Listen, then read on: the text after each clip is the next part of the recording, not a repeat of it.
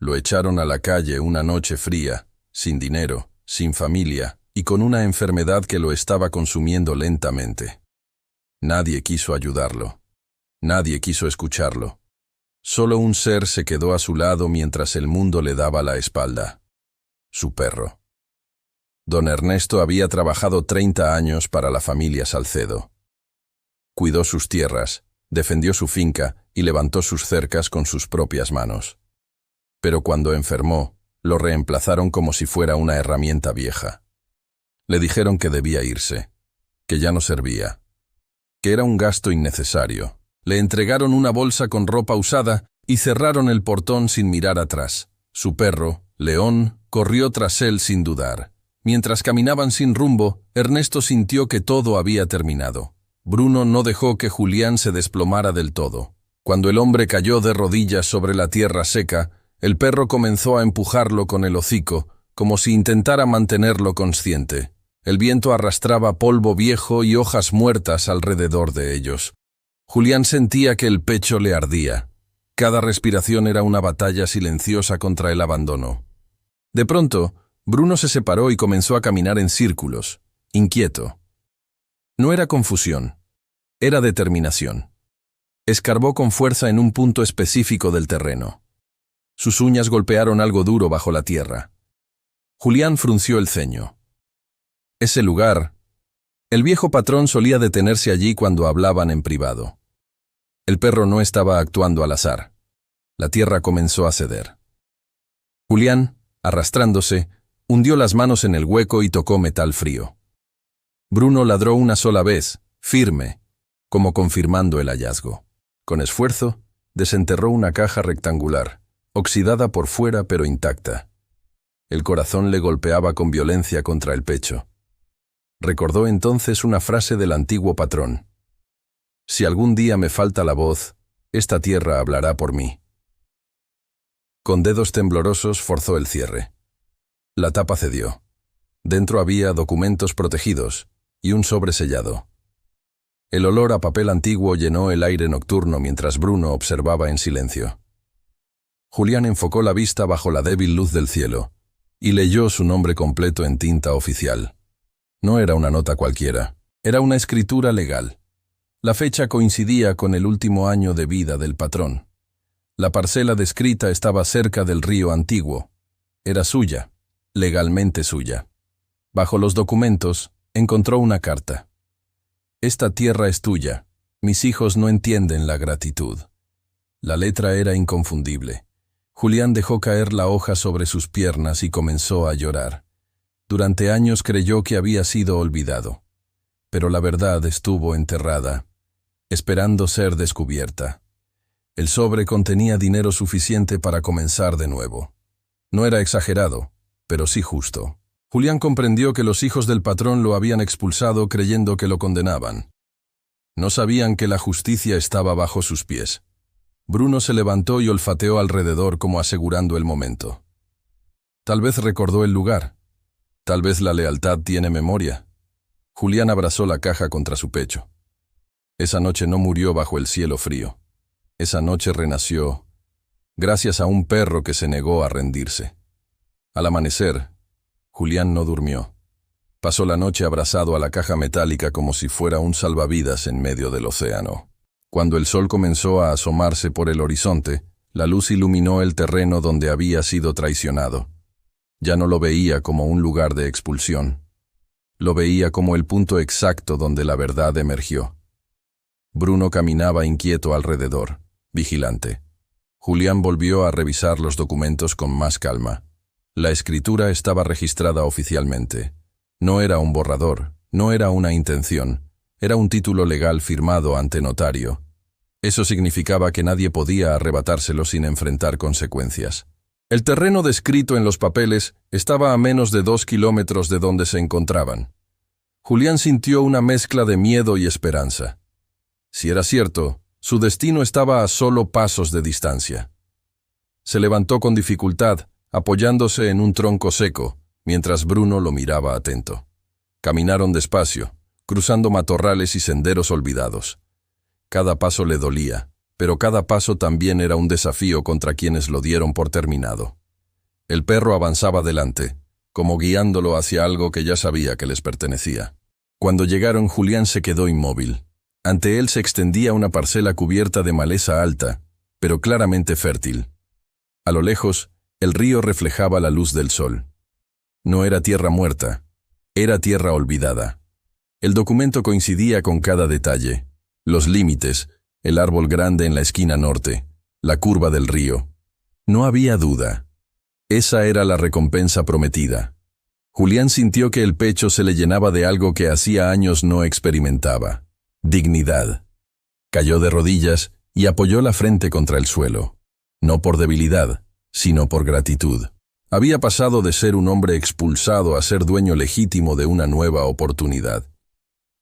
Bruno comenzó a correr por la parcela, moviendo la cola con energía renovada, como si celebrara la victoria antes que su propio dueño.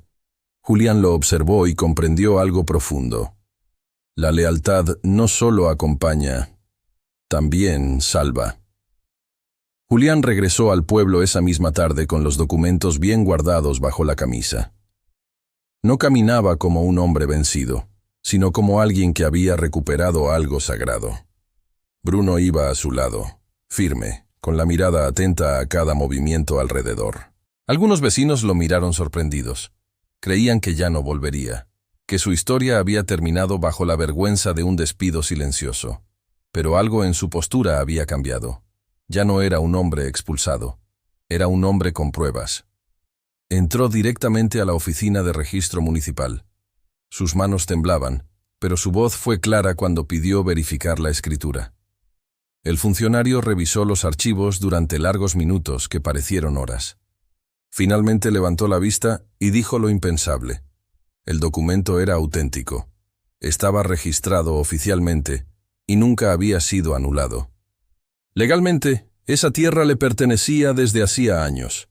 La noticia no tardó en llegar a los hijos del antiguo patrón. El mayor de ellos irrumpió en la oficina furioso, exigiendo explicaciones. Su rostro estaba rojo de rabia, incapaz de aceptar que algo se les hubiera escapado. Pero los papeles estaban allí, firmados y sellados. No era una discusión emocional, era legal. Y por primera vez en décadas, Julián no tuvo que bajar la mirada frente a ellos. El hijo mayor lo señaló con desprecio y le dijo que no pensaba permitir que un empleado se quedara con parte de la herencia. Pero la ley no entiende de orgullo. Julián salió de la oficina con la confirmación en la mano.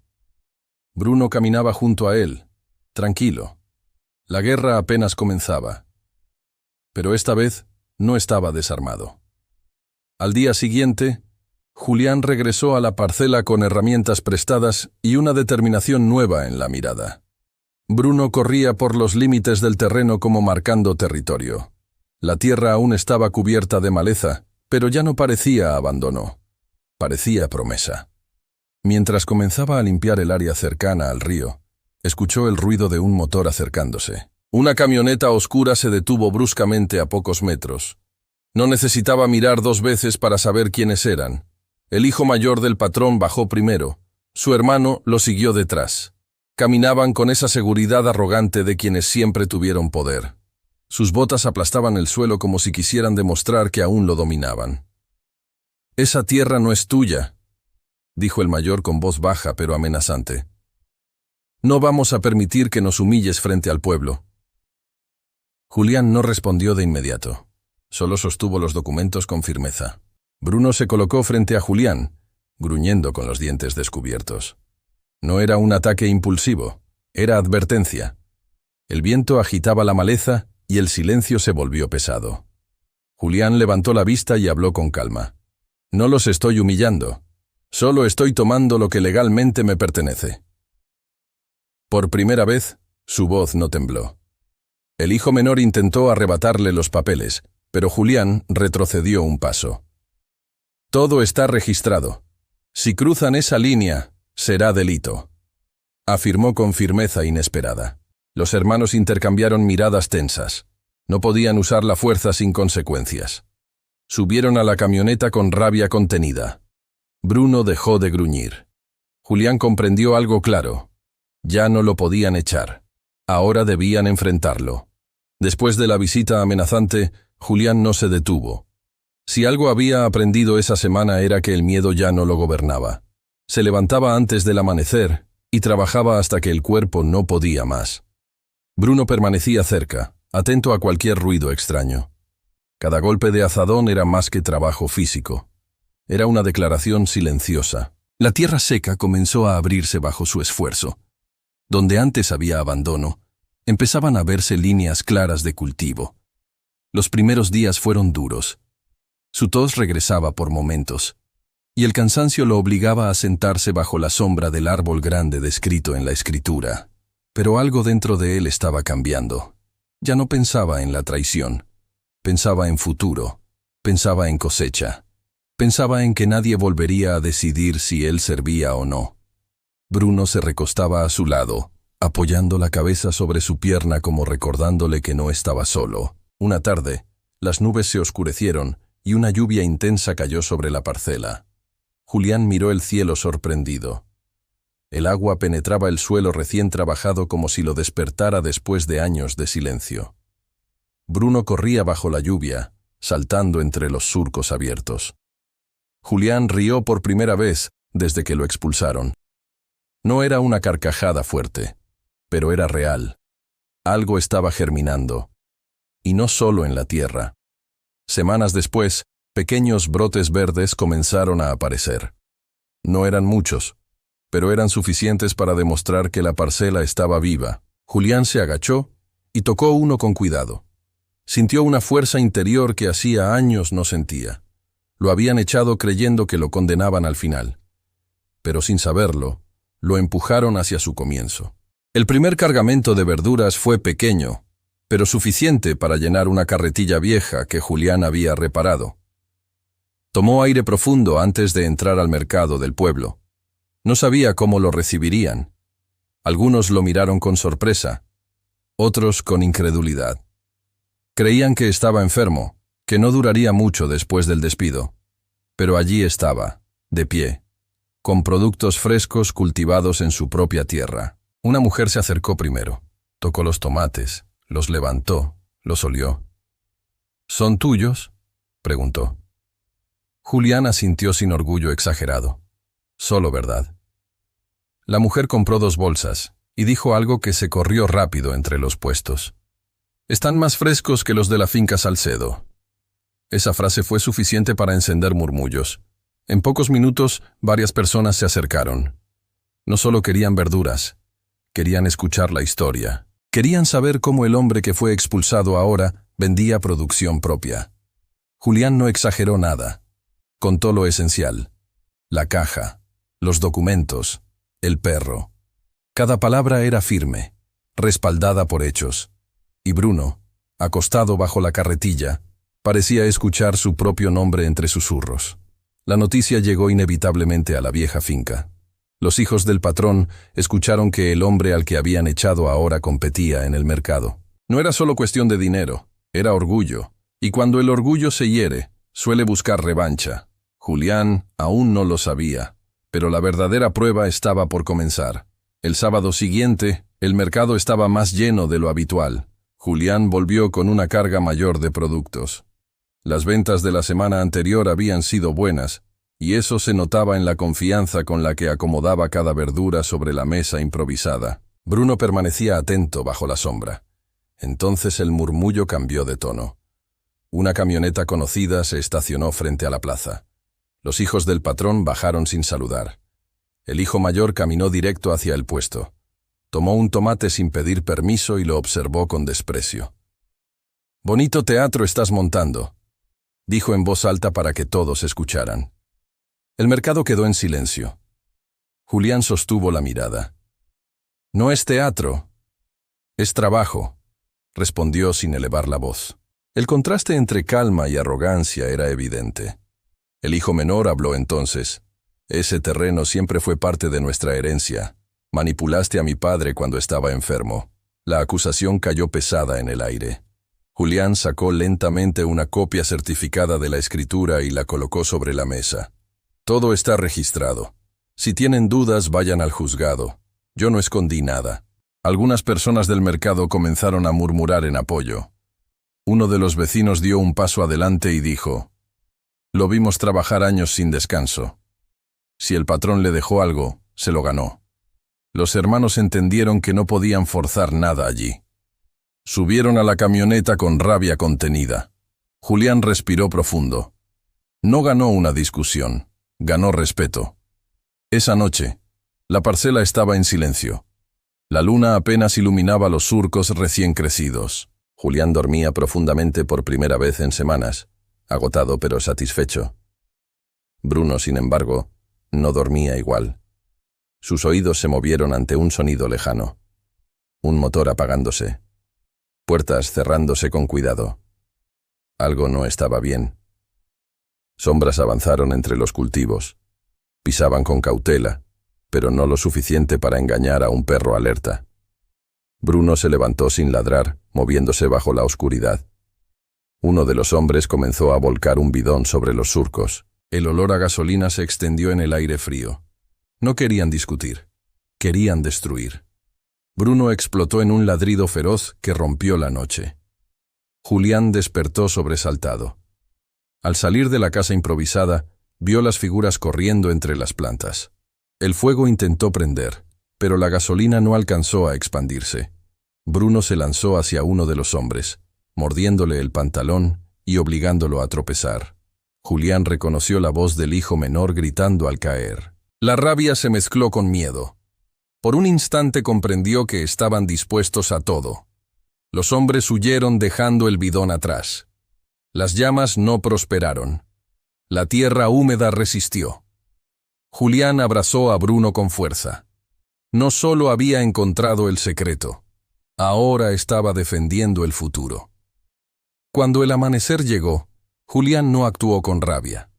Observó los surcos afectados, la tierra manchada por gasolina y el bidón abandonado como prueba silenciosa. El incendio no prosperó, pero la intención fue clara. Bruno olfateaba el recipiente metálico, inquieto. Julián lo levantó con cuidado. No era momento de reaccionar impulsivamente. Era momento de pensar. En lugar de ir directo a confrontarlos, tomó fotografías con el celular prestado que un vecino le había regalado semanas atrás. Cada imagen era evidencia. Guardó el bidón y se dirigió al pueblo sin anunciar nada. Esta vez no buscaba defenderse en el mercado. Buscaba algo más fuerte: justicia formal. En la estación de policía local, expuso los hechos con calma. No exageró, no dramatizó, solo mostró pruebas. La gasolina, las marcas en la tierra y la mordida en el pantalón que uno de los hijos había dejado al huir. El oficial tomó nota con atención. Intentar incendiar propiedad registrada era delito grave. Y esta vez no había rumores. Había evidencia. La denuncia formal cayó como un golpe inesperado sobre la vieja finca. Los hijos del patrón no esperaban que el hombre que echaron actuara con firmeza legal. Julián regresó a su parcela esa tarde con una serenidad distinta. Ya no estaba reaccionando a la traición. Estaba marcando límites.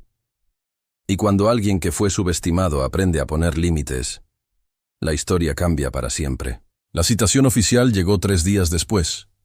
Los hijos del patrón debían presentarse ante la autoridad local por intento de daño a propiedad privada. La noticia corrió por el pueblo más rápido que cualquier cosecha. Julián no celebró. No buscaba humillarlos.